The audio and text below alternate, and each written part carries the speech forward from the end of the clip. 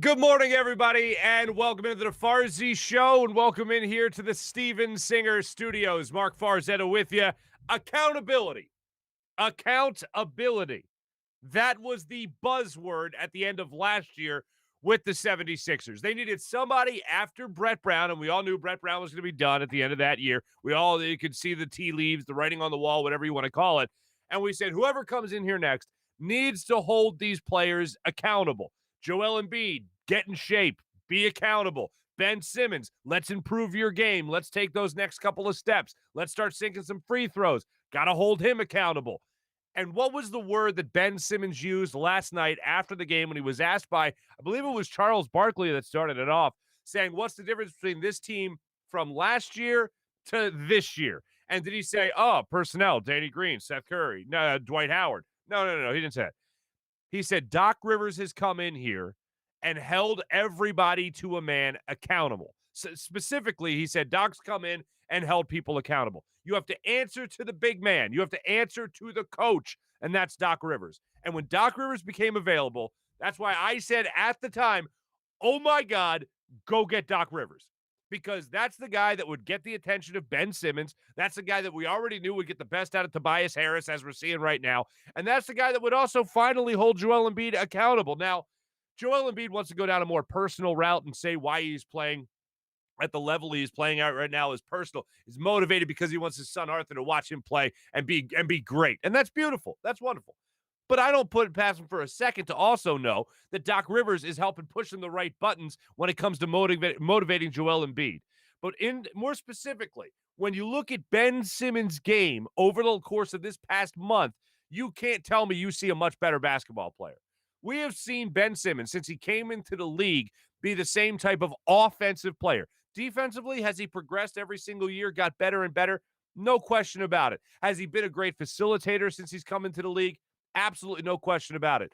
But has he been a great scorer? Has he been at least a scoring threat for this team, really? No, not like he's been over the course of this past month. And it has been a joy to watch. Ever since Ben Simmons came out after the game against the Utah Jazz and said he's the best defender in the league, and after he said he wants to change his mentality, and he's already doing that, and he's been doing that over the last couple of days, maybe it was the motivation of not being in the All-Star voting. Maybe that was been falling out of the top 10. Maybe that's what helped as well. But I know the number one thing that has helped his game progress is this new coaching staff, whether that's Doc Rivers or that Sam Cassell working with him on the side after, during practice, whatever it might be. I have seen a much better, much different, offensively scoring-minded Ben Simmons, more so than we have seen this entire year. And I love every second of it. This month, Ben Simmons has had one of his best months as a professional.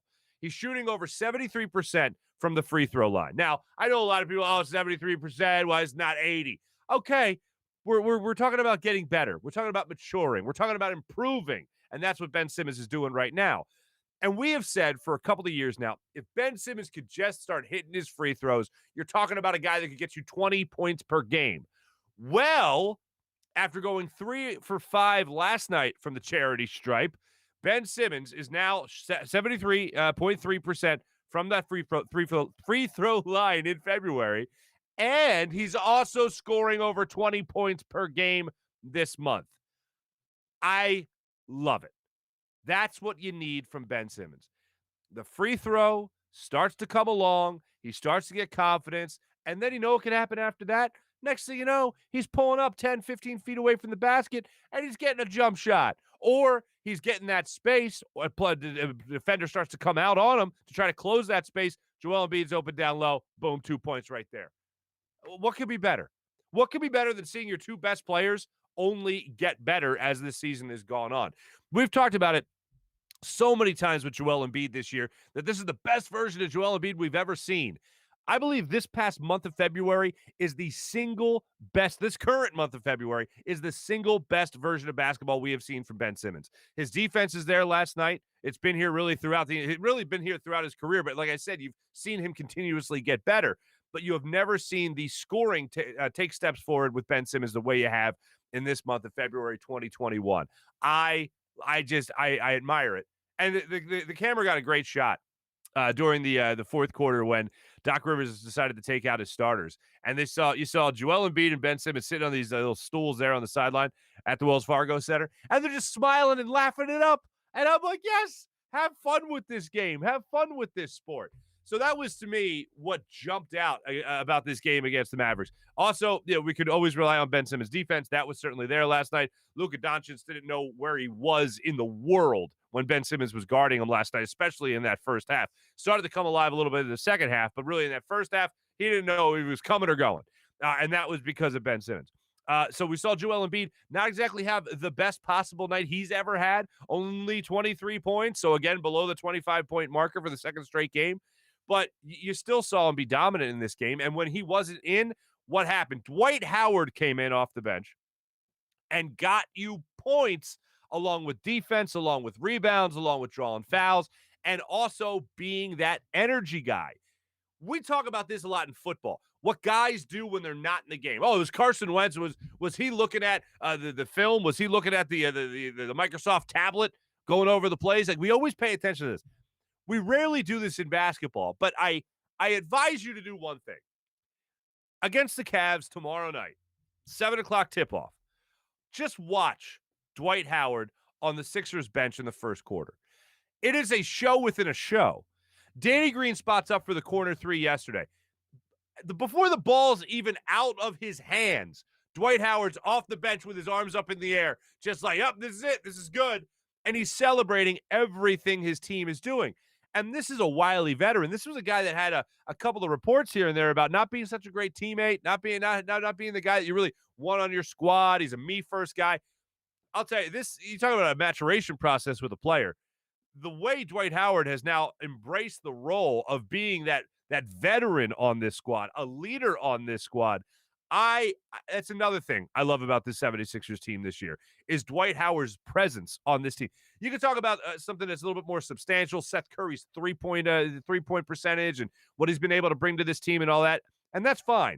But one of the things that's kind of gone under the radar this year is how great an acquisition Dwight Howard has been. When it comes to energy, when it comes to production, when it comes to spelling Joel Embiid some minutes, I think every ounce of that has been great. And you saw something last night that you really hadn't seen since the preseason with this team. And I know they had a lot more of an opportunity to do it last night because you were dominating this game.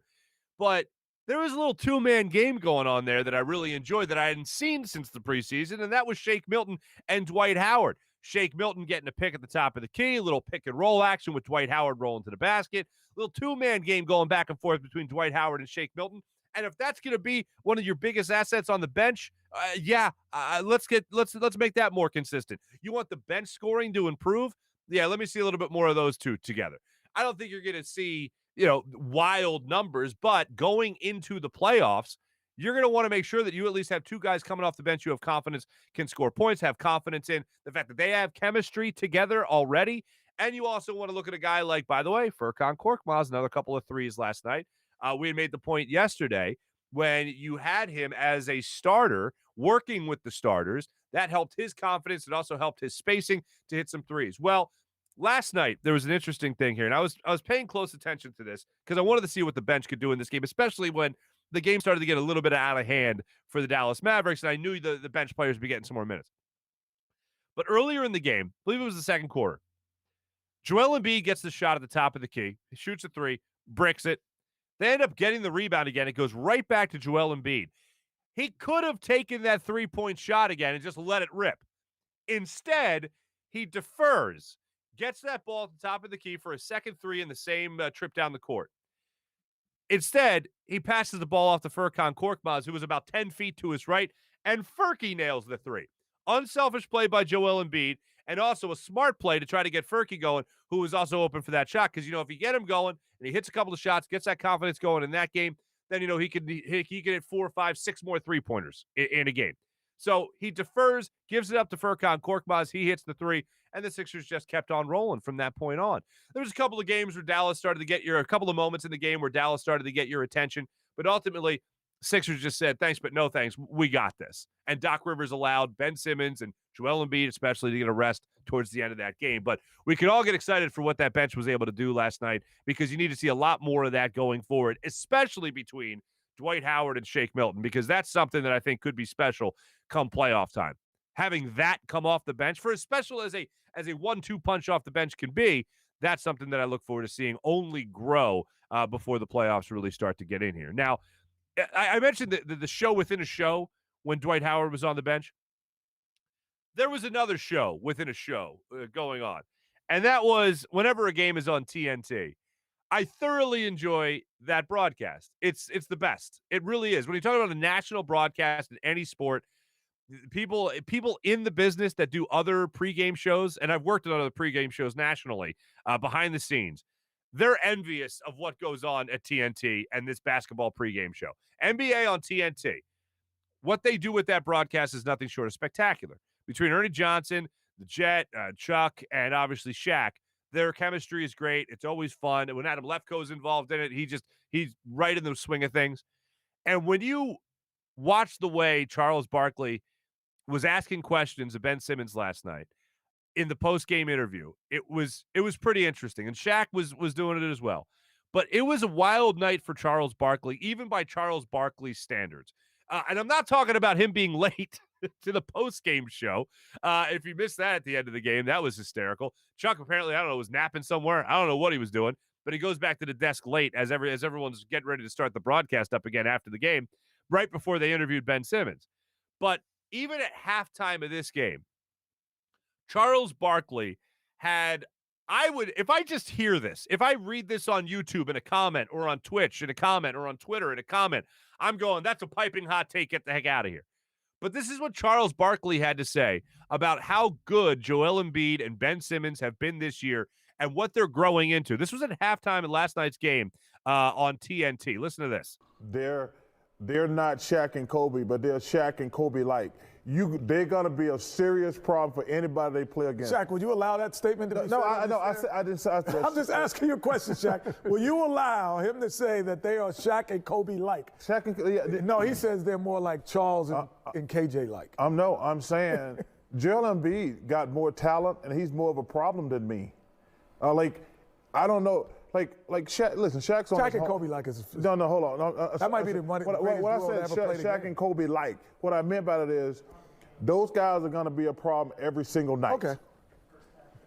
A lot of Shaq, comparisons being thrown out here and not sitting White. particularly well. Petty White, come on, man. Thank you for staying above the fray. So they're a good duo. That's what you're saying. They're a good duo. They can be a great duo. But I mean, Shaq and Kobe, look, can Ben Simmons and Joel Embiid make the Hall of Fame? I know they have talent to do that, but I'm not going to go Joel Embiid, obviously. But then you're projecting what's going to happen over the next 10, 15 years of their NBA careers, if they even go on that long.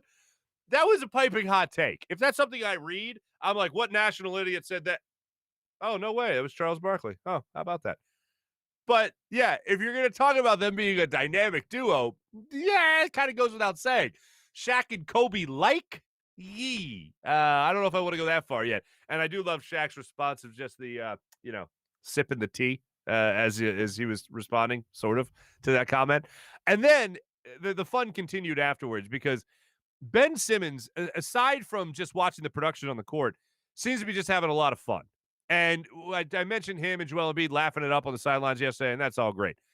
But he seems like he's more relaxed, and he seems this year, and this past month in particular, to be the most comfortable we've ever seen him. So here's Chuck after the game asking Ben Simmons about Joel Embiid's game and taking it to the next level. Take a listen to this. Number one, we talked about before the game, Joel, number one, came in better shape. That was awesome. But I think he's made a conscious effort to realize he's a big guy instead of spending all his time out behind the three-point line. Have you or Doc made a conscious effort to say, yo, man, go down in the post more? I think he's realizing, it takes time. He's figured out. I know you've definitely said it a lot multiple times, but I think he's just figuring out how dominant he can be. He came into the season in great shape. He's been taking care of his body, and he's been giving us everything. The little jab, and it's lighthearted, but it's an acknowledgement that, hey, I've heard you talking smack on my boy.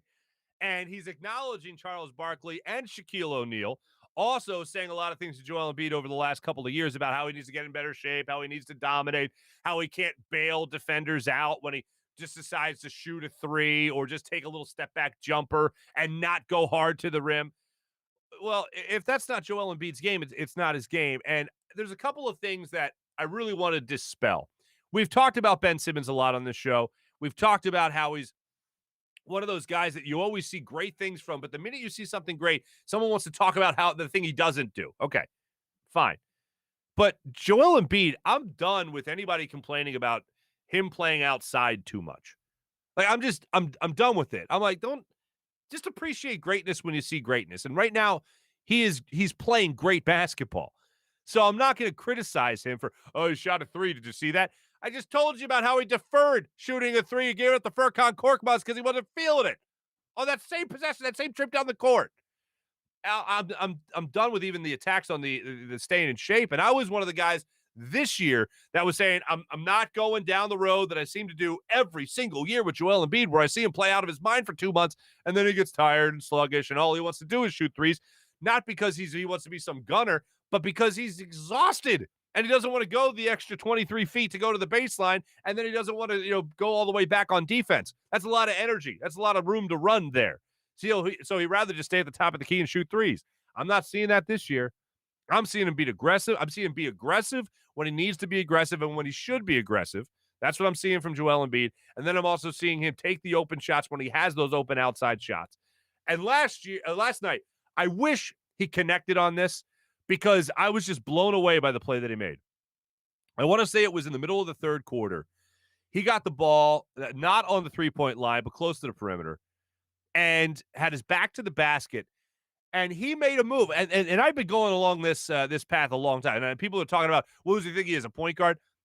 Forget that. He's playing and been playing like a 90s small forward. And the move he made last night was just spectacular, where his man didn't know. Like, it was like Joel Embiid was a ninja and just threw a smoke bomb on the floor and disappeared. And he rolled to the rim perfectly, put the ball on the floor, made a little shoulder shake, went right to the rim. Ended up missing a layup, unfortunately, because he got help defense coming off from the weak side. But he missed the layup. But if he would have connected on that, that would have been a highlight reel type of play. But just the move he made, I'm like, you don't see 7-footers make that move. And Joel Embiid made that move. And that's where his offensive footwork is just nothing short of spectacular. So the TNT guys were definitely having fun with the broadcast last night, I know. But I'll go back to this, and this is my lead. This is the big story that came out of last night's game and post-game. Aside from just dominating the basketball game and seeing the bench do as well as they did, accountability. I'm pretty sure, I know I was, most of you were as well. That was the word you were yelling from the mountaintops at the conclusion of last season. Somebody needs to come in here and hold these guys accountable. They need a different voice. And when Ben Simmons was asked after the game about what's different from last year's team to this year's team, you seem like you're going to new heights. What is it? And he says Doc Rivers has come in here and held people accountable. Really can't ask for much more than that. And I love seeing that. This is some of my most favorite basketball I've ever watched this 76ers team play. In the Ben Simmons, Joel Embiid era, really in my era of play, just a Sixers fan, since Iverson even. These are the types of games that I'm enjoying the most. This is the type of play I enjoy the most. You have good ball movement, steady defense, and now you're seeing a guy like Ben Simmons start to take his offensive game to the next step. I don't even want to say the next level and make it seem like I'm overpraising, but just the next step. The next step for him was getting a free throw, getting a foul shot, and now he's shooting 73%. Okay, let's keep building. Let's get that to 80. Keep on building. Make teams not want to foul you and send you to the line to give you the 3 points. And by the way, there was a couple of points last night that Ben Simmons attacked the rim like he was just angry at it, and that was great to see as well. Sixers back in action tomorrow night against the Cleveland Cavaliers. So look forward to seeing them continue the success. Coming up in our morning rush, we got an update on a story about who the Sixers could be after before the trade deadline. We got some Phillies news we're going to get into in our morning rush. And also, apparently during Farzy in the Field, I encountered a celebrity and I didn't even know it. And the celebrity ended up stealing the show for Farzy in the Field yesterday when I went to Rittenhouse Square. And we'll get into that during our morning rush as well. But we have a very special guest coming up here in just a minute. He's going to join us on the Zatos Investments guest line. Hunter Brody, Broads, Sports Talk with Broads. I know he is a YouTube mogul, social media mogul. So I look forward to hearing what he has to say about all things Sixers. Also, he's a big hockey guy, so we're going to get into the Flyers. It looks like you're going to have Jake Voracek back in the lineup sooner rather than later, so that's good. Somebody else also comes off a COVID protocol, so look forward to it. Hopefully Jake has a little what Giroux had coming off of COVID protocol. A little pop, a little zip, a little jam.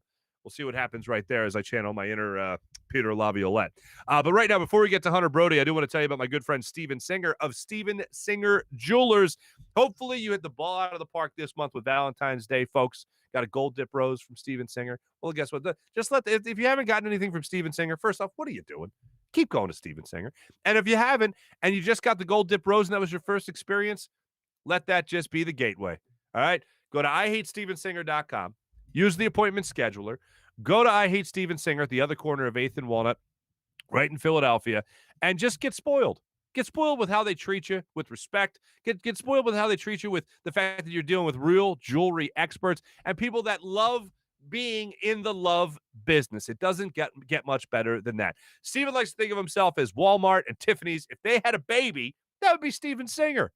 Go to IHateStevenSinger.com. That's IHateStevenSinger.com. Schedule an appointment. Go to the other corner of 8th and Walnut and see for yourself why I've been trusting Steven Singer of Steven Singer Jewelers for the last 18 years. That's what I do. My wedding bands, my wife's engagement ring, all Steven Singer Jewelers. A whole bouquet you saw a couple of weeks ago, gold dip roses. I trust Steven Singer, guaranteed every single time to give you the perfect price and with real jewelry experts. Steven Singer Jewelers, IHateStevenSinger.com. Without further ado, we're going to get to our good friends about to join us here on the Zatos Investments guest line. Our friend Hunter Brody stops by the program.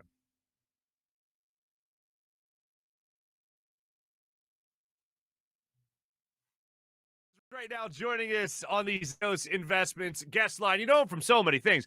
First off, you know him from 97.3. You know him from his own YouTube show, Sports Talk with Broads. And you also know him from Coffee with Broads. Our man, Hunter Brody, joining us right now. What's going on there, Broads? It's been a long day, a lot of watching sports, a lot of talking sports, but here we are to react to that fantastic Sixers win last night. No, absolutely. Now, I gotta ask you this because I follow, drinking coffee or Coffee with Broads in the AM right after the show. I usually log on, check it out. What is your go-to coffee? Do you have a go-to coffee, a specific one? So not really. I love all coffee, and for the most part, it's got to be black 98% of the time. Once we start going cream and sugar, now you're just drinking cream and sugar. I need the thickness of that coffee going through my veins. There you go. Absolutely. See, it sucks. Recently, my espresso machine broke, and I really love that thing, and I had it for 8 years. I'm thinking about having a burial ceremony in the backyard just to give it its proper respect.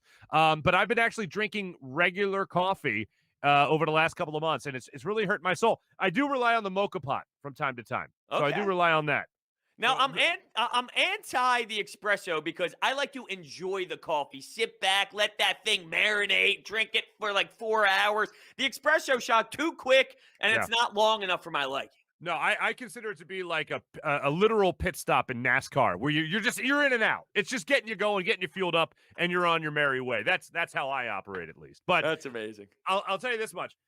Who doesn't need the espresso shot right now is the 76ers, huh? How's that for a segue? Anyway, it seems like Ben Simmons has had multiple espresso shots so far this year, and he said a couple of days ago that he has changed his mentality, and it took him a while to do it, but he has changed his mentality, and ever since he said he changed his mentality, I've been noticing it more and more, where, by golly, he has changed his mentality. What have you seen from Ben Simmons that has impressed you the most over the last month or so of the season? Well, it's definitely got to be the aggressiveness offensively. And I think, when you watch Joel Embiid play this year, there's a lot that you see in his back-to-the-basket game and his mid-range game. And he's always had that, but he's added this next tier to it. And I think with Ben Simmons, we're not seeing the jump shot. We're not seeing the threes, although we were teased with it a little bit early on. I think he's settled into who he's going to be more, which is not that. But I don't think he needs to be. You saw him specifically against the Mavericks, put his back to the basket, nice, beautiful spinorama move, and takes it to the hole. And then he's cutting well, too, from the three-point line, full speed, going to the rack that way, getting a monster dunk. So I think you're starting to see him do things that he used to do in the past, but it's now taking that next step, even though it's not the jump shot. You're seeing it progress in other areas we've seen him do before, but it's just getting better, though, No, absolutely. And the confidence, even for Ben Simmons, who I never looked at as a timid type of fellow. I mean, certainly when it comes to the jump shot, but that's because it's not his forte. It's not his specialty, unfortunately. But it seems even at the free throw line, 3 of 5 again tonight, another good night from the foul line for Ben Simmons and his standard, obviously. But it just seems like his confidence has never been higher than what it is right now. And said for a second time tonight, it's actually, he reiterated the statement he made a couple of days ago saying, I feel like I'm the best defender in the league. And then said on the TNT broadcast after the game, I really do think I am the best defender in the game. We're seeing now his defense really lead to offense, which is what I think has been one of the greatest benefits of the 76ers from his game so far over the last month.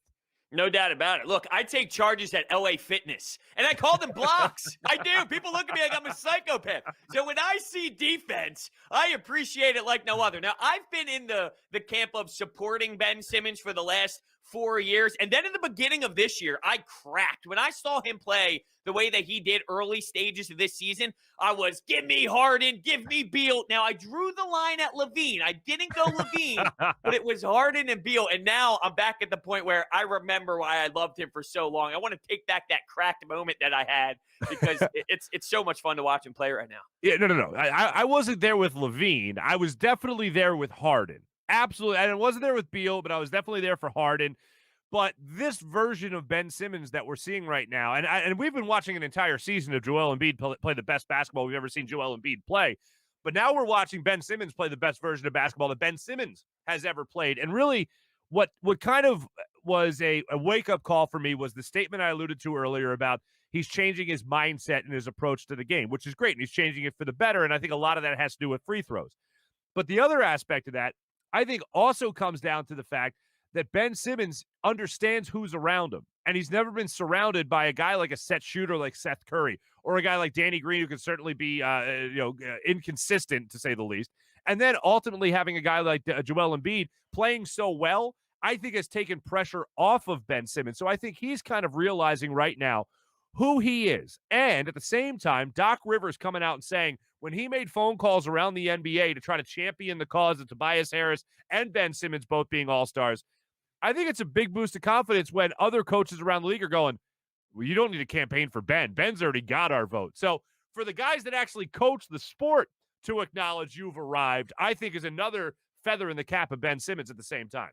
No doubt. And when you touch on the roster construction, I think that is so important to this because, look, I'm not a Brett Brown guy by any means, but I thought that he was somewhat of the guy that just everyone hated. So it's like so easy. Just everything was his fault. No matter what, right. It was just his fault. And it was time for him to go. Obviously, message was lost. Whose message isn't lost in the NBA after 7 years? That sort of just happens. But I think with the roster construction, the way, because even Joel Embiid said this earlier in the year, they were asked he was asked specifically when this team was rolling, what has changed? And he said the guys around them have changed, not so much schematically. And that was earlier on. So you're going to start nitpicking ideas and concepts and implementing new things throughout. So things now have changed, obviously, but it's the spacing aspect. It's Seth Curry. It's Danny Green. It's Tobias playing the way that he is. And that's not to take away anything from Doc. It's clear the professionalism of Doc Rivers and this entire assistant coaching staff has added that next layer to this team. But to me, the most important thing was what Daryl Morey did, because that now allows these players to operate differently. Ben last year led the league with 3-point assists with people who couldn't shoot threes. Now you have that, and it just adds more to it all. Yeah, and it's crazy you mentioned that, because after the game, Ben was also doing the same interview with TNT where he reiterated he was the best defender in the league, according to him. He was asked, what's the difference between this year's team and last year's team? Why have you guys taken such a step forward this year? And the first thing that came to mind wasn't even about roster construction. It wasn't even about Daryl Morey and who he's brought in and his new teammates. It was about one word, and this one word was a buzzword at the end of last season when Brett Brown was fired, and that word was accountability. And Ben Simmons said that Doc Rivers came in and simply held guys accountable for their own responsibilities to the rest of the roster and making sure that they do their job every single night. If you could find a way to motivate Joel Embiid, even in the second half of the season, or Ben Simmons, or even Tobias Harris to do what he did so well when he was playing for Doc Rivers with the LA Clippers, this team was going to do something special. And I think you hit the nail on the head. When you do talk about that spacing, that's been a big difference. But for Ben to go accountability, it makes me think that he is looking in the mirror more so than ever. Do you think that could be a possibility here?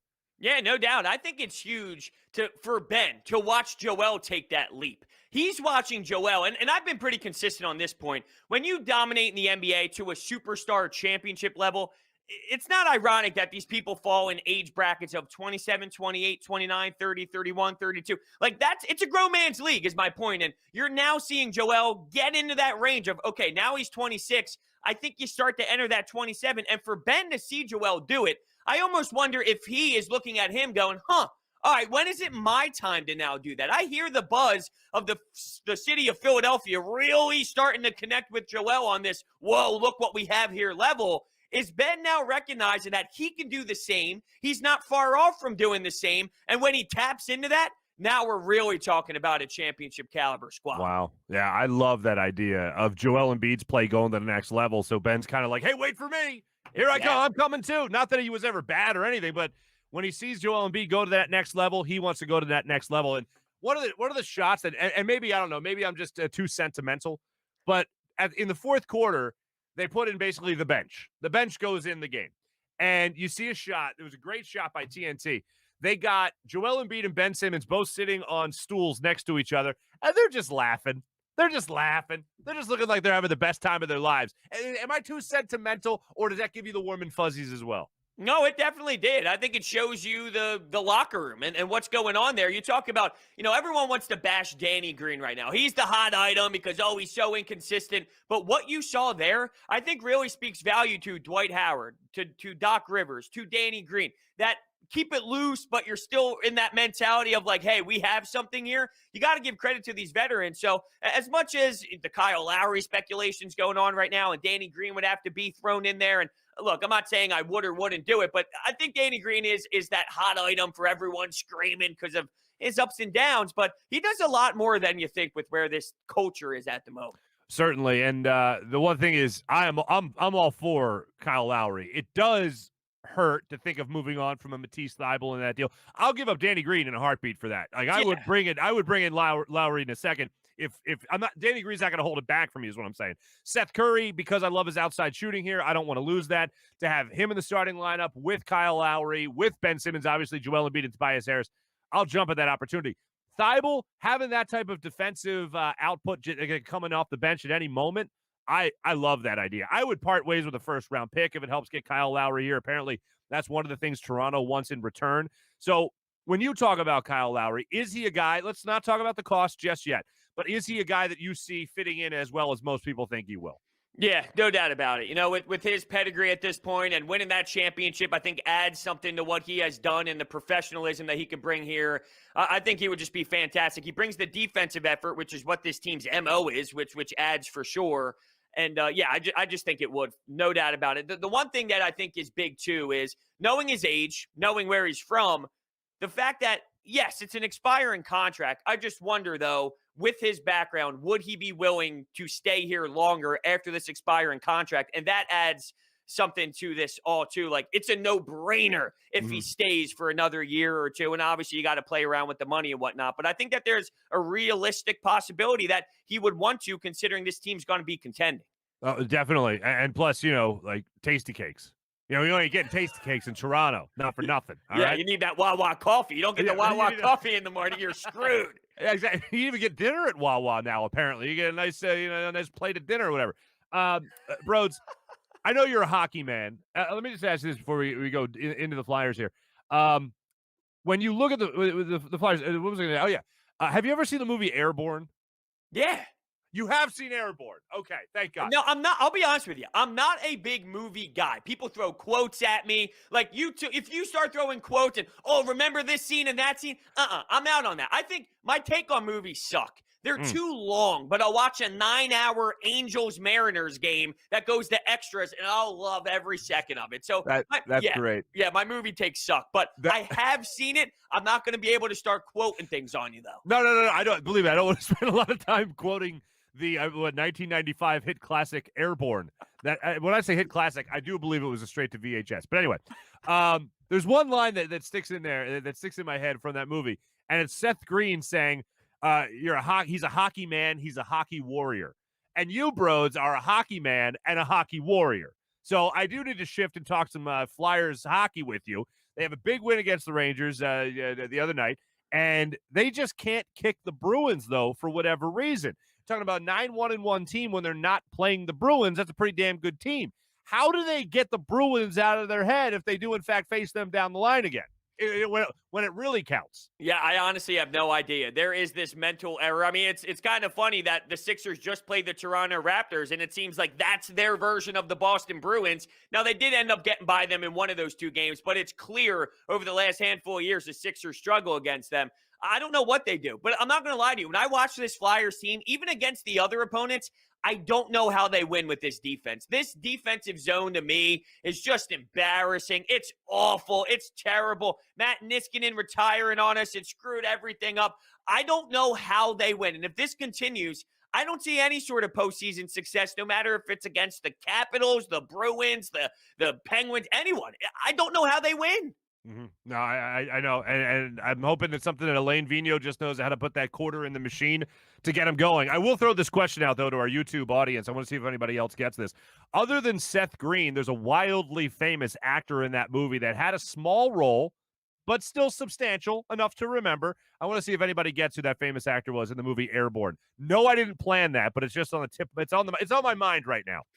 By the way, fun fact, I think the female lead in that movie was married to Vern Troyer. All right, look, you went from, I don't really know too much about this movie, to now you're going like executive director and the credits. Yeah. That's what you call having ADHD. That's what hyperactive. That's what you call that. Hunter Brody joining us here on the program. I do want to ask you about some Eagles conversation as well. And I don't know how it comes up on your show, but when it does come up, do you think the Eagles are as much of a dumpster fire right now as we all pretty much think they are? Weirdly, no. Like, I don't think next year is going to be a good year by any means, but this whole they're going to be bad for 4, 5, 6, 7 years. Like, I really do believe that there's a possibility. Now, I'm not going to say I'm a betting man on it, but I'm not ruling it out. That next season, you might get 5 wins, 6 wins, but it won't be, I want to pull my hair out. This sucks. I can't stand this football. 5 or 6 wins. I think it might leave you, which I know it sounds a little ridiculous, and maybe this is the optimism in me, but I really do believe that you might see a 5 or 6 win season where afterwards you're actually optimistic for Hurts and Sirianni entering season 2. Now, that's not to say anything crazy, but I do feel that it's possible to be 6-10, and because your expectations are so low right now, that you might actually see Jalen Reagor in this offense with Miles Sanders and Dallas Goedert and maybe Jamar Chase. I don't know, just spitballing. You might actually see an offense that makes sense where it's not your eyes are bleeding kind of football. It's, hey, the offense is moving a little bit, but you're just not winning a lot of games. I think that's going to be the team logo or the team motto going into next year. Hey, fans, your eyes won't bleed. Come out and see us. That kind of thing. I hope you're right. I absolutely hope you're right. And I think Jalen Hurts can play a little bit. I'm just not ready to invest in the franchise in him just yet, saying that he's the franchise quarterback going forward. Last thing, a couple of things. Actually, I want to kind of do a round robin with you. The Sixers right now, before they make a trade, in your eyes, are how good? Eastern Conference Finals, bounce out in the second round again. How good are the Sixers right now before they make a trade in comparison to the rest of the East? Up at the top right now between them, the Nets, the Bucks, like everyone's almost in the same category, although I think the Nets are starting to pull away. So now, I'll say Eastern Conference Finals, good, losing to the Nets right now. Oof, that does hurt. I will say, the Nets are getting hot. That's to say the least about them, even without Kevin Durant. And the Bucks don't scare me this year. So, yeah, I'm with you. I think they're an Eastern Conference Finals team right now before they make a trade. And I do think Daryl Morey is going to be active. Flyers right now, what are they in this really weird COVID year we're all experiencing? Oh, man, I am down on the Flyers for being a hockey guy and just – I'm down. The first round exit. Oh no! Cut the sprint. Cut you hockey. I take it back. You are not a hockey man, a hockey warrior. I'm just kidding. You totally are. All right. So do you see a first round exit for the Flyers? The defense is abysmal. I don't know how you win with this defense. Yeah, it's been rough. It's definitely been rough. And we got your take on the Eagles already. So this was great. I had a lot of fun. Maybe one day you're not gonna throw one Phillies. I'm a Phillies guy. Do you want a Phillies one? Throw me a Phillies question. Here's a Phillies question. Matt Moore or Chase Anderson? Who's our ace? All right, go ahead. Answer the question you just asked yourself. Go for it. No, in all seriousness, how good? All right, are the Phillies actually going to give us something good to watch this year, or is it going to be another year where we're just like, man, if Reese Hoskins starts hitting home runs again, we'll be good to go? Or are they going to be a team that's actually worth watching again? They're worth watching for sure. Look, Vegas has it set at 80.5 for their win total. I see more of an 86 in their future. How about that? An 86. 86. That means they're playing meaningful games in September, and that's Right. all I can ask for right now. It might end up going downhill like we see every September, but they're in there. Don't do that. Don't do that. I was all excited. I was excited for a second, and they're like, oh, but they'll suck in September, so don't worry about it. That means, you know what that means? If they're going to get 86 wins and they go into September and they suck, that means that they go into September with like 75 wins, and you're thinking, oh, man, this team's looking really good. And then Well, the problem is Vince Velasquez, Spencer Howard, maybe Ranger Suarez. That's what might end up. We might be seeing that in September. If they get Jake Odorizzi, then it's a totally different story. I'm sorry, let me pronounce that correctly. Jake Odorizzi. If they get him, then all of a sudden you're looking pretty great. And guess what? Vinny Velasquez isn't in your starting lineup anymore. Or starting rotation. I am riding high on the Zach Eflin train that I'm getting sucked into right now. Yeah, why is everybody hyping up Zach Eflin now all of a sudden? There's been like 4 or 5 stories about how great he's supposed to be. Well, because he came out and said, I'm the number one guy. So that means he's a Philly guy. You know what happens when someone claims out there, if they're a Philly guy and they want the ball. Is that what he said? I couldn't tell because he's still a mouthful of cheesesteak. So I thought he might have been overdoing it. That's amazing. Hunter Brody. Always a pleasure. Tomorrow's a big, today's a big day for you. This Friday, 97.3 ESPN. You've been there for a while now. You've been doing some afternoon radio with Mike Gill, and you are going to be, you're going to be stepping aside. What's going on, brother? Yeah, so I had the best 2 years at 97.3. It was amazing. Started as an intern, then became a weekend producer, then hopped on afternoon drive with Mike Gill. So it was a big snowball effect. I loved every minute. I learned so much about everything in this business. But it's time to commit to Broads Media full time. So my own content creator, I'm going to be well, if I'm the program director, I'll be morning, coffee with Broads. I'll do a little afternoon. It's like, you know, the movie Split? I feel like I got 7 different personalities in Broads Media. I'm the program director, and I'm the host for every show. Now I'm going to be looking in the background of every camera angle and being like, has he kidnapped people? What's going on in the back there? Broads, great talking to you, man. Best of luck to you and continued success with everything you're doing in this digital media platform, my friend. One day I'll grow up and be just like you. Absolutely. Hey, you can come on my show next. It would be my honor. It would be my, and you know what? We could talk nothing about but airborne. All day. Hunter Brody, check him out. Last day, 97.3 in ESPN. You can check him out down there, and also you can check him out across social media platforms galore. Sports Talk with Broads on YouTube. Make sure you subscribe to it as well, and Coffee with Broads. Do you normally just do that on Twitter? Yo, Twitter, YouTube, and Twitch. We're all over the place. All over the place. Hunter Brody, thanks so much, Broads. Appreciate you, brother. Absolutely. Thank you. Hunter Brody joining us on the Zatos Investments guest line. My thanks once again to Hunter Brody for popping on. Sorry if your computers, your phones, your TVs, if you're live streaming on the TV as well on YouTube or Twitch, whatever it might be. Sorry if you broke with just the energy that provided for you. So thanks again to Hunter Brody. I'm looking at the comments, and so far nobody got my Airborne question. I'm disappointed. I thought Airborne was much more of a hit classic than it was on just HBO on continuous repeat during my summers as a youth. And by the way, shout out to my buddy Tom Feiner, who gave me that little tidbit that the hot lady, the hot girl from Airborne was married to Vern Troyer, the mini-me, in other words. I'm shocked that no one has got my trivia. First trivia question I ever gave out on the program. No one's got it. Thanks again, Hunter Brody. I do want to tell you about some of our good friends at DraftKings when we get to our big bet segment. I got a big bet for you tonight.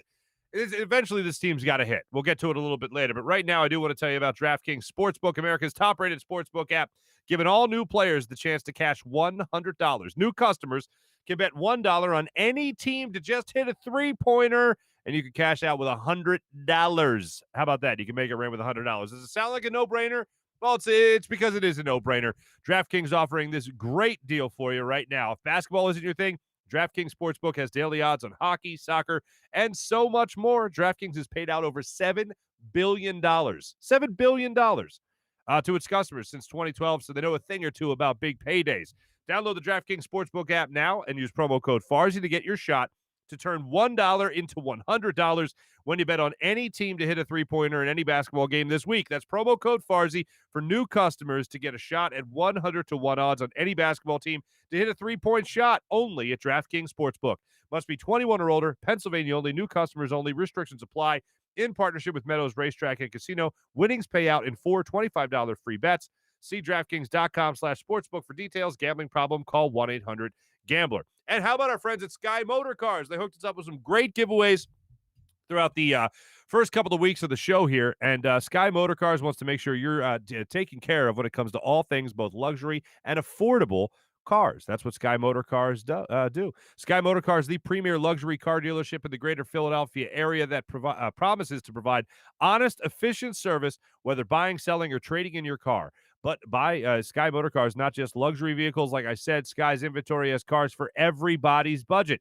So you can stay tuned. Special stuff going on always from Sky Motor Cars. So make sure you check them out at skymotorcars.com. Learn more there, and also to buy or sell your next vehicle with Sky Motor Cars. When you do that, go to skymotorcars.com and tell them Marc Farzetta sent you. How about this app, FanUp? Taking the world by storm, folks, by storm. FanUp. You don't have to play fantasy sports alone anymore. No. You can get together with your friends on this app, the FanUp app. Download it and check on all the great things. You can make a profile. You can win some great brand prizes as well. Donovan Mitchell, Gem Mint 10 autograph rookie card, a pair of Jordans. You can win cash, of course. The days of playing fantasy sports are over. So enter the FanUp super fun daily and weekly contest, answer fun questions, and you can rise on the leaderboard. Squad up with your friends. Like I said, FanUp. Doing it all the time when it comes to FanUp.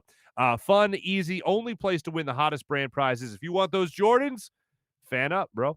Any day, any week, any season, you can be the MVP with FanUp. Download the FanUp app in the App Store. Use promo code FANUP and get 2,000 bonus points. That's FanUp. May the best fan win. Throughout the week, we've been teasing and promoting that I was going to be on Reddit doing an Ask Me Anything for Eagles Reddit, an AMA, if you will. Yesterday, I did it. I was a participant for about 4 hours answering questions from people. However it was, I think we had 160 questions, whatever it was. Thank you, first and foremost, for everyone that logged on and just threw some questions my way. I hope I entertained your curiosities. There was a couple of questions there about Farzy in the field, if I ever had stories that I couldn't tell on the air, in radio in particular. On the internet, I can. One of the questions, any stories from Farzy in the field that we've never heard before?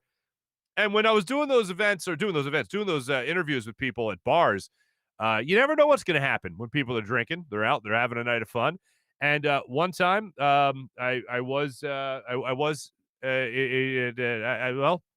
lady got a handful of my butt. Is what happened. A handful of my butt. Asked her a question about Nick Foles and Carson Wentz back in the day, if Nick Foles could take the team to the Super Bowl. When they eventually did go to the Super Bowl and win, it was after the Eagles played the Rams and Carson Wentz got hurt. And she was like, "Oh no, Foles sucks, but you got a nice butt." And she grabbed my butt. That happened. And then she proceeded to ask if I wanted to meet her husband because apparently they were swingers. So I just kind of went Billy Madison and went, goo, and ran the other direction. But anyway, so that was one of the stories that we got into on Reddit. As far as Eagles questions go, favorite Eagle of all time, a couple of people asked me that question. My favorite Eagle of all time is Brian Dawkins. It's also, it's right up there as well as Randall Cunningham. Because Randall Cunningham is the first quarterback that I really remember watching with the Eagles and following and being like, wow, this guy's amazing. And actually, the first, and I've talked about this before, football was kind of late arriving in my house. We were a baseball family, and I got into football late, and I remember the first game I really remember watching Randall Cunningham was the game where I think he broke his leg was what happened, and they ended up picking off Boomer Esiason. Marcus Allen ended up picking off Boomer Esiason, if I remember this correctly, running the ball back to the end zone, and Randall was right there with crutches. I think he was sitting on a stool in the end zone, right behind the end zone at Old Giant Stadium, and Marcus Allen gave him the football to be like, hey, man, I got you, that type of thing. And I was like, well, that's really cool. I was watching this guy earlier in this game. He looked pretty good and enjoyed watching him. And then I see all the highlight reels that come out about the ultimate weapon, Randall Cunningham, and I was a Randall fan from that point on. But Dawkins, anyone that got to watch the entire career of Brian Dawkins, how can he not be your favorite in terms of being young like I was at the time, watching him come up through the ranks as well. Other stuff, Eagles drafting, Howie Roseman, stuff like that. I just appreciate everyone that jumped on Reddit to have a little conversation with me yesterday. I hope I entertained your curiosities. We have to get to our social media check-in, brought to you by our friends at Steak and Main in Northeast Maryland. First off, let me just answer the question. Jack Black was in Airborne, and I am giving way too much attention to the movie Airborne. But anyway, social media check-in. I'm checking out your comments on our YouTube channel. Make sure you subscribe if you haven't already.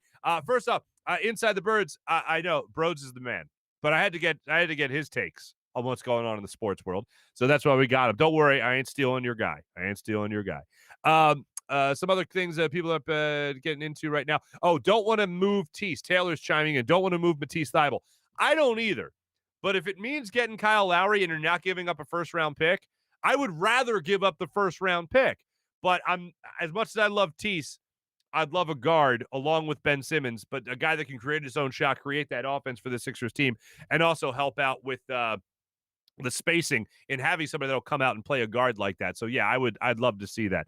But yeah, as far as Matisse, don't want to see him go. Rather give up a first-round pick instead of Matisse. But I'm not going to let him stand in the way of getting Kyle Lowry. I don't think you're going to have to give him up. And I think Doc Rivers really likes Matisse Thybulle to the point where he doesn't want to see him moved on from because he loves that defense coming off the bench, as we've talked about in previous episodes of the show. What else do we have here? Inject this into my vein. Oh, that's Broads chiming in on his own interview. I got to love that. Mally's checking back in on the program. Just having fun, enjoying the sports talk. Good, Mally. Always appreciate the support, man. Ben Simmons and Joel Embiid. Pete Norman's telling us Joel Embiid and Ben Simmons are Shaq and Kobe-like. That's high praise. I'm still not going there. I still need to see a lot more success in the playoffs before I talk about guys that won, 3 times together? Just 3 times together. And then what? Shaq won 4 times because he won the extra championship. Won a 4th championship with the Heat. And then obviously Kobe ended up winning 5 in Los Angeles. So it was 2 more without Shaq in Los Angeles. So yeah, I can't go there just yet. I hope they're well on their way. I think I'll settle on that. I think they're well on their way.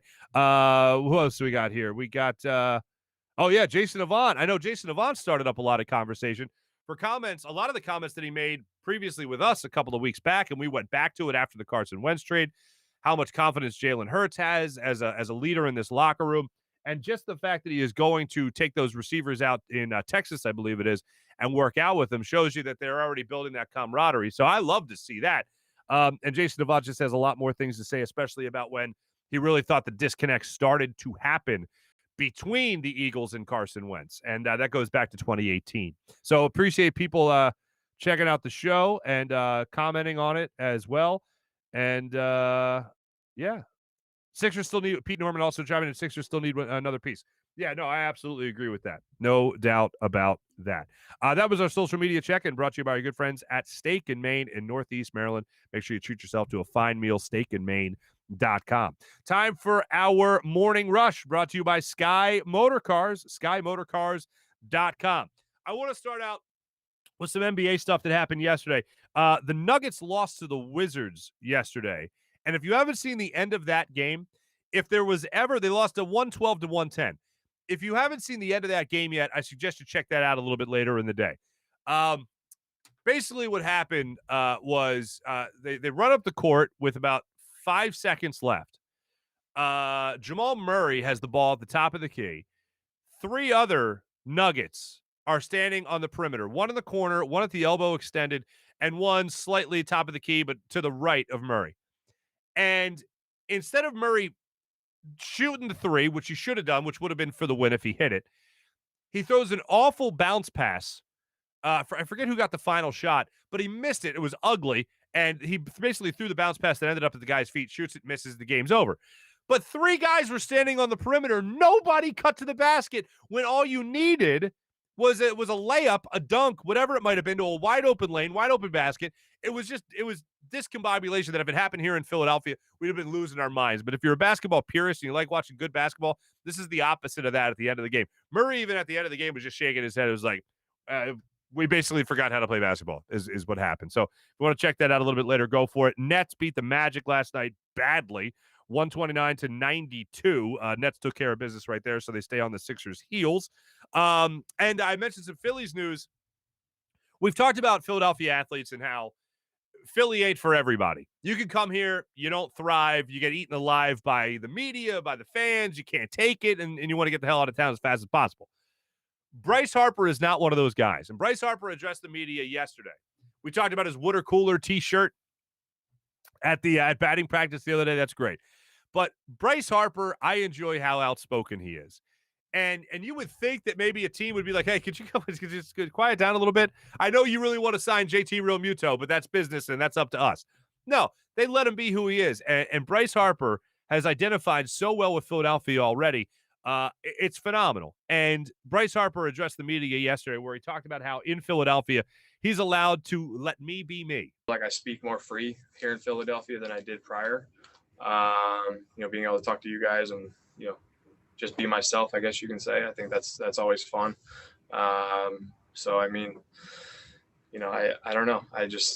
I love playing in Philadelphia too. You know what I'm saying? So I feel like I can take advantage of that and be Bryce and just be myself here in Philadelphia. They've never once said to me, calm down or do this or do that. We want you to be this type or that type. They've kind of just let me, be me, and they've liked that as well. And I really appreciate the Philly organization for doing that for me. I couldn't imagine a star that, I'd rather give that outspokenness to than Bryce Harper, especially if it results in guys getting signed because the man wants to win. How novel. Love Bryce Harper. And I know we got into briefly with Broads a second ago. How much do we need a good baseball season? Like, how much do we need at least meaningful games in September?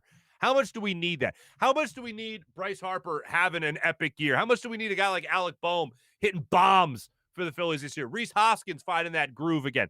We need that. Even Spencer Howard. And God, I don't want to hear conversation about him being in the bullpen. But how about guys like that rounding out the rotation? Actually getting a Jake Odorizzi. Actually getting him in the rotation with guys like Nola and Wheeler like we talked about yesterday. That's what I want to see.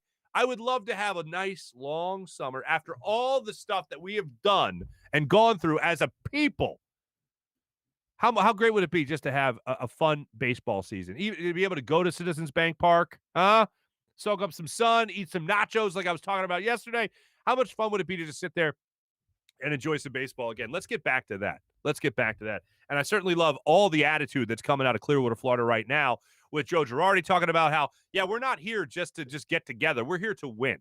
And that onus has to be on ourselves, has to be on me, has to be on the players, that they got to be here to win. And that's the mission right now. That's what I want to see. And it's win now type of moves that Bryce Harper also talked about yesterday that the Phillies are rolling out there. I also wanted to get this in here when it comes to our morning rush. And that's the news from yesterday. We talked about Keith Pompey. Now, this started a little bit of a firestorm here. Keith Pompey and Inquirer.com put out a story that said Kyle Lowry preferred to go to Philadelphia. Some of the other suitors out there were the Clippers and the Heat. But according to Keith Pompey's source, the trade talks with Philadelphia between the Raptors and Philly, between Raptors and Sixers, have a little bit of an edge because Lowry prefers Philadelphia.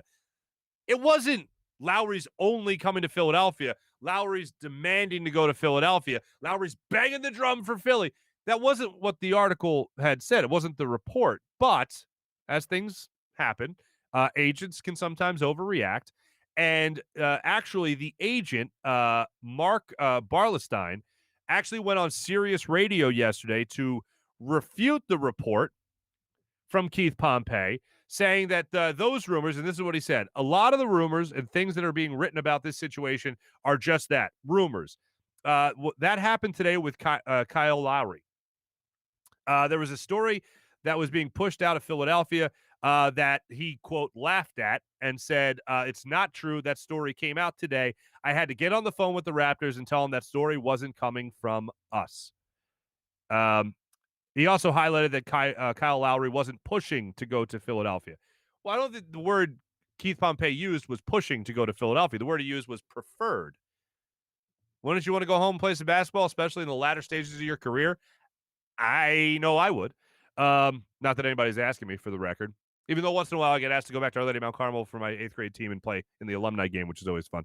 Yeah, so I still think Kyle Lowry wants to come to Philly. If it's not going to be Toronto, and if the Clippers aren't interested, or the Heat aren't as interested, yeah, I think if I'm Kyle Lowry, I'd absolutely want to play in Philadelphia. Wouldn't you want to play in your hometown eventually at some point? Yeah, if I'm 34 years old, I wouldn't mind rounding it out. Oh, and by the way, I get to play with Ben Simmons and Joel Embiid. Oh, by the way, my style of play is exactly what they need in Philly. Yeah, that might be a pretty good fit. So why not make that happen? That right there was our morning rush, brought to you by, how do I leave this out? I mentioned it earlier. During Farzy in the Field yesterday, I encountered a celebrity, and I was unaware. I feel embarrassed. I know that's happened sometimes. People do on the street reports, and they end up talking to somebody who's wildly famous, and they have no idea because they're in the moment. Apparently, I was graced with the presence of Theodore the cat. Now, I knew the guy's the cat's name when I thought he was walking his dog. It was a cat. He said, no, my cat's name is Theodore. So I knew I met a cat named Theodore. I didn't know I met the Theodore the cat. If you remember, in Farzy in the Field yesterday, I played it for you. I was asking about Jalen Hurts. Is he Mr. Right or Mr. Right now? And there's a gentleman with an Eagles throwback hat holding his cat named Theodore. Well, this guy ends up turning the tables on me. Check this out. This is his Instagram account. Just look at this real quick. You can see it there. You scroll through all these beautiful pictures of his handsome kitten, his handsome cat, and he's got over 2,000 followers on Instagram. Apparently, he goes out there and walks them in Rittenhouse Square. There he is. Look at his little cute little thing. And apparently, he actually arranged a play date with another cat in the midst of all this and actually trolled me. Look at that, trolled me. I shouldn't say that because there was no negative connotation to it. But turned the tables on me. Little Mike Scott action. Turned the tables on me. And he said, you know what? Should Marc Farzetta walk his cats? Again, for the record, as I said yesterday, I don't have cats. My wife has 2 cats. I have cat roommates. But look at this. He took our video and put it on his own Instagram account. Check this out. What was the cat's name? Theodore. I am sorry, Theodore. How often does Theodore get out to be walked in Rittenhouse Square? Yeah, I take him out here every day. So if you ever want to meet Theodore, come out to Rittenhouse. Like, you just go out there and meet the cat. But he asked the question, should I walk my cats? Again, for the record, I don't have cats. My wife does. That's on record. Anyway, but thank you for Theodore the cat being such a great sport in everything and including us in your social media mogulness there. So that is appreciated. That is our morning rush, brought to you by Sky Motorcars, which brings us to big bets. I wish I felt overly confident as I did when I was on a phenomenal run of 10-1. Man, those were the days. But you're only as good as your last bet. And I feel like the Celtics, they're back at home. I feel like they're finally going to snap out of the funk that they've been in. I believe they're 2 games under 500 now. They got the Pacers tonight.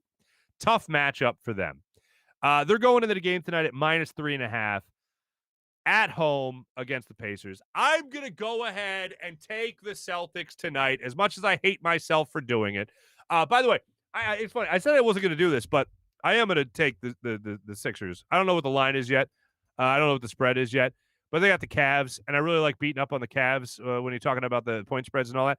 And I think the Sixers are just riding a high. I feel like we're going to hate the All-Star break because it just feels like the Sixers are on the precipice of doing something really special and really showing how great they can be. And I really hope that they continue that against an awful team like the Cleveland Cavaliers. I'll also be watching that game with my father-in-law who's from Cleveland. So it'll just be more fun for me, I guess. Guys, thanks for watching. Thanks for another great week, another awesome week. Really appreciate it. Go ahead and subscribe on YouTube. You can also check us out on Twitch, on Twitter, all our social media platforms as well. Of course, FarzyShow.com. And one more time, thank you to everybody on Reddit that participated in my AMA yesterday. Had a lot of fun with you guys. My thanks to Jim Hyden, who produced the program. Also, this is the Farzy Show, which, of course, is a Buzz Sports and Entertainment production. Have a great day. Have a great weekend, everybody. Enjoy it. We'll be back with you guys on Monday. Take it easy.